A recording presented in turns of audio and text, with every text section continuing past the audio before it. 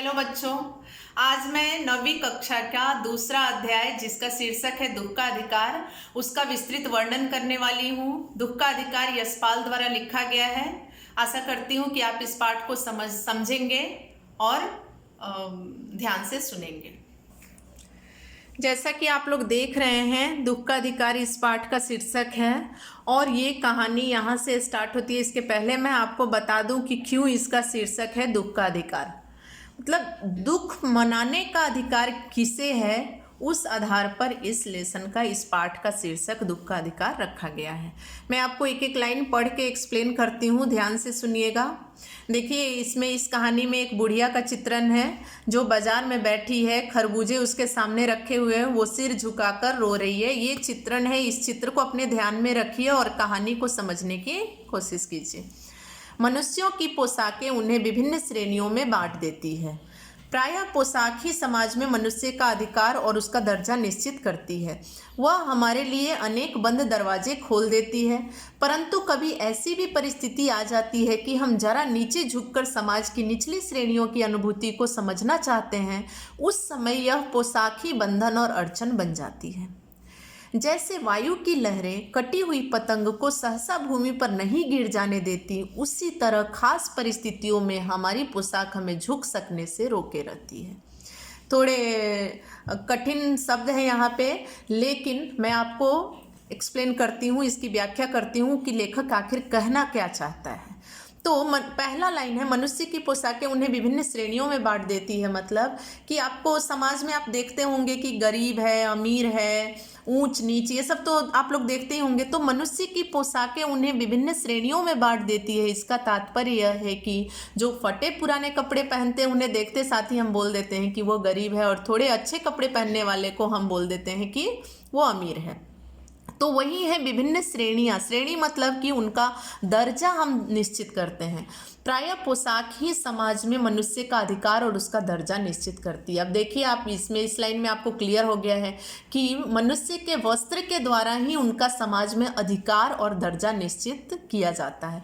अगर कोई गरीब है तो उसको बड़े लोगों के पास उठने बैठने का दर्जा नहीं है, स्थान नहीं है, और जो अमीर है उसको छोटे लोगों से बात करने में सोचना पड़ता है। ये यहाँ पे बताया गया है।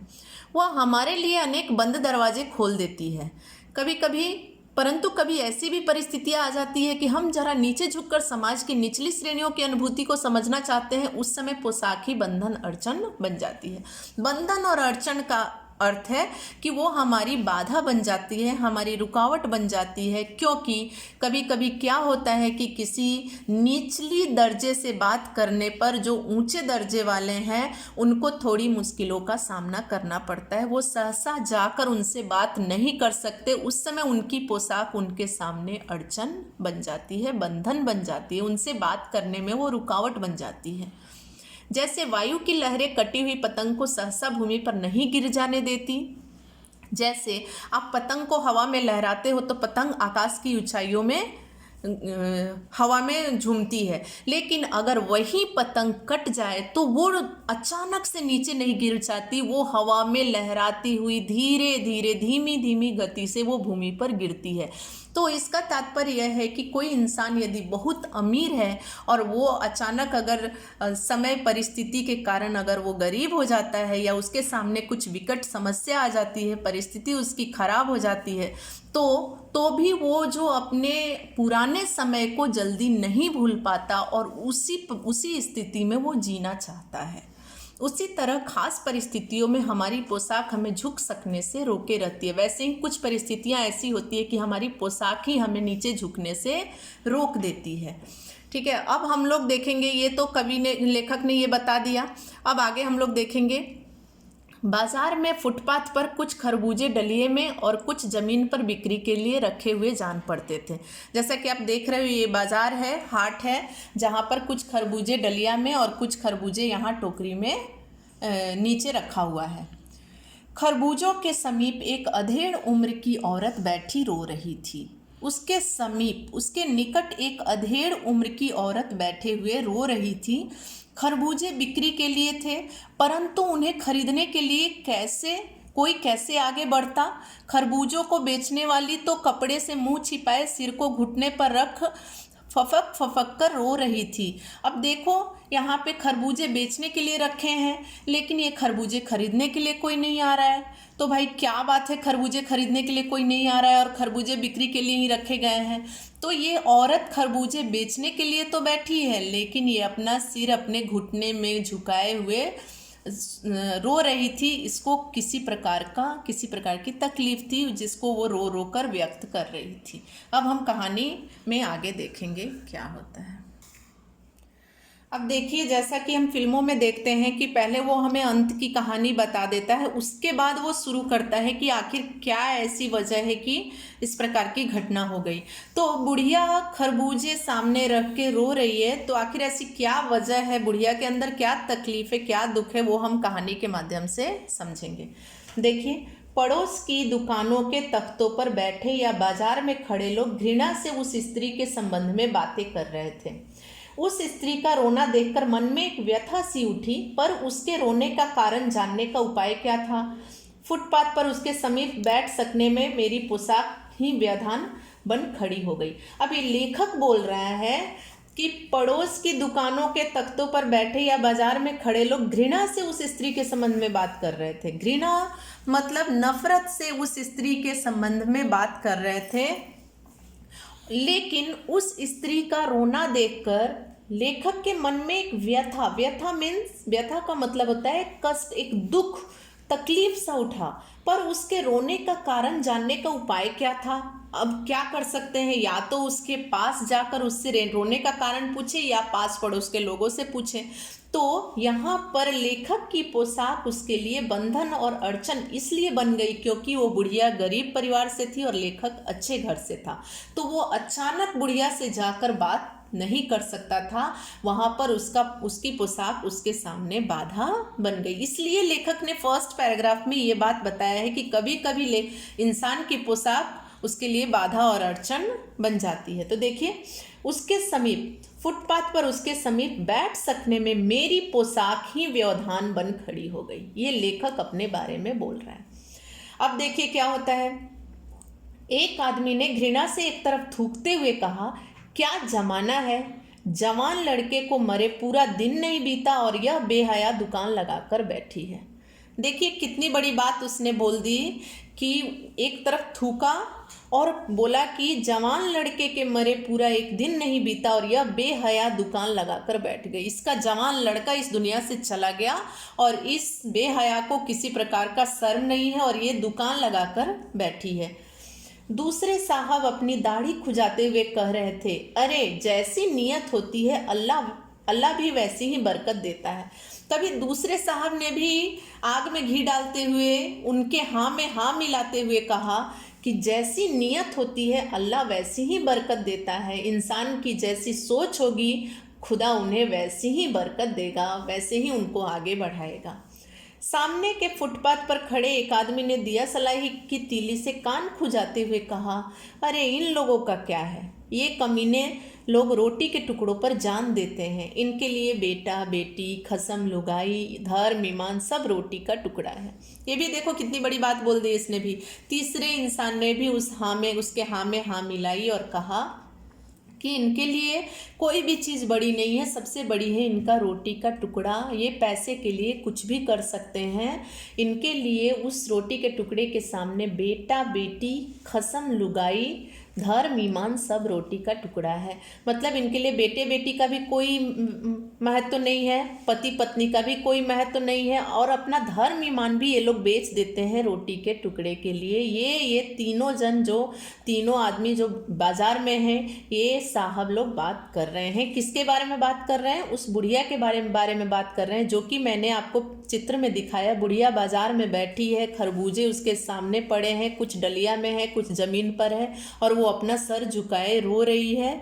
उसके अंदर किसी प्रकार का कष्ट है जिसे वो सबके सामने जाहिर नहीं कर रही है। ये लोग अपने मन से बहुत सारी बातें बनाकर बात कर रहे हैं। अब देखिए आगे क्या होता है। परचून की दुकान पर बैठे लाला जी ने कहा, अब इनकी हाँ में हाँ मिलाने के लिए लाला जी भी आगे बढ़ गए। अरे भाई, उनके लिए मरे जिए का कोई मतलब ना हो, पर दूसरों के धर्म ईमान का तो ख्याल करना चाहिए। जवान बेटे के मरने पर 13 दिन का सूतक होता है और वह यहाँ सड़क पर बाजार में आकर खरबूजे बेचने बैठ गई है।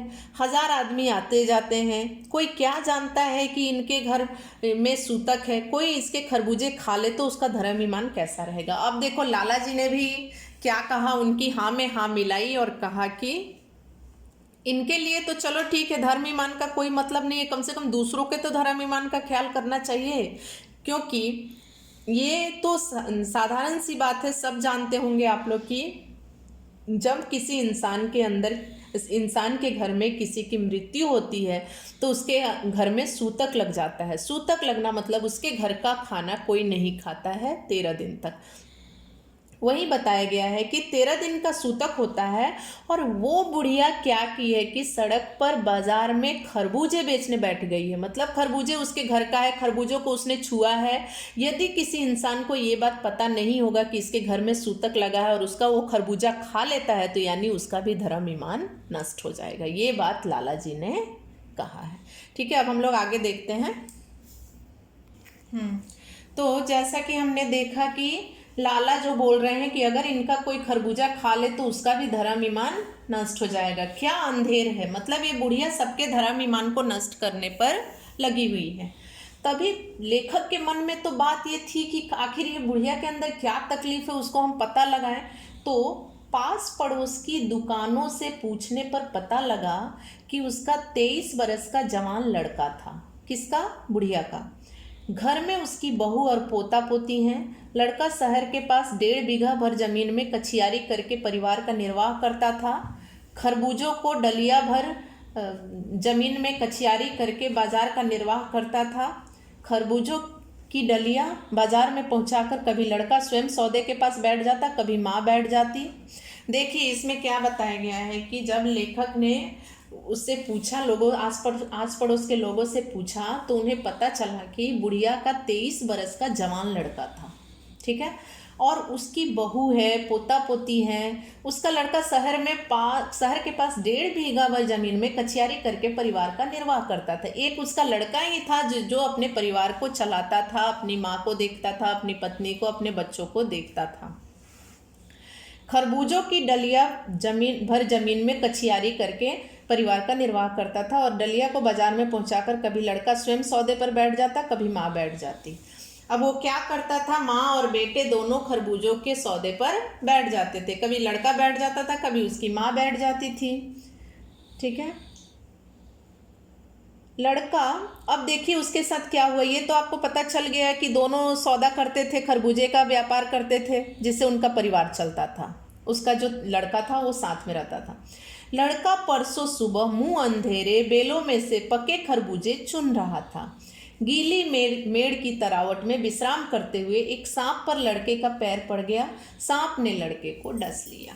अब आपको पूरी बात समझ में आ गई होगी कि बुढ़िया क्यों रो रही थी, क्यों खरबूजे को सामने रख के वो बेच नहीं रही थी, वो रो रही थी। क्योंकि बुढ़िया को बहुत बड़ा तकलीफ था, बुढ़िया को बहुत बड़ा कष्ट था, क्योंकि उसका 23 बरस का जवान बेटा इस दुनिया से चला गया था।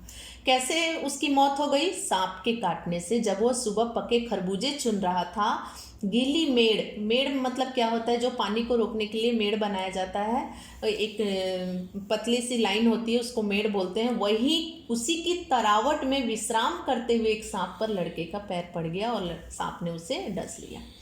ठीक है, अब लड़के की बुढ़िया माँ बावली होकर ओझा को बुला लाई। अभी आप देखिए, अभी हमको अगर कुछ परेशानी होती है, हमारा तबीयत खराब होता है तो हम डॉक्टर के पास जाते हैं। लेकिन ये गांव का कैसी मानसिकता है कि जब उस बुढ़िया के बेटे को सांप ने काटा तो बुढ़िया उसकी माँ बावली होकर ओझा को बुला लाई। झाड़ना फूकना हुआ। झाड़ फूक होता है, वो क्या बोलते हैं, वो पुजारी लोग होते हैं, कुछ झाड़ फूक करते हैं वो लोग। नागदेव की पूजा हुई। पूजा के लिए दान दक्षिणा चाहिए। अब देखिए कोई भी आएगा झाड़ फूक करने के लिए और पूजा करेगा तो उसके लिए दान दक्षिणा तो चाहिए, कुछ ना कुछ वो लेगा, बिना लिए तो कुछ काम नहीं करने वाला है। अब घर में जो कुछ आटे और अब देखिए, बुढ़िया के घर में जो भी अनाज था वो दान दक्षिणा में उठ गया, मतलब चला गया, क्योंकि वो ओझा आया था, झाड़ फूक किया, इसमें बहुत सारे चीज़ उसके घर से वो लेकर चला गया। जो भी थोड़े बहुत बच्चे थे, बहू और बच्चे भगवाना से लिपट लिपट कर रोए, पर भगवाना जो एक दफे चुप हुआ वो फिर न बोला, क्योंकि वो झाड़ फूक तो ओझा ने किया, लेकिन भगवाना के ऊपर उसका कोई असर नहीं पड़ा। जो वो एक बार सोया वो फिर न उठा। सर्प के विष से उसका सब बदन काला पड़ गया था, सांप के काटने के कारण उसका बदन काला पड़ गया था। ठीक है बच्चों, तो आपने देखा ये दुख के अधिकार की कहानी। जहाँ तक मैं पढ़ाई आपको समझ में आ गया होगा। अब आगे की कहानी हम अगले सत्र में पढ़ेंगे। धन्यवाद।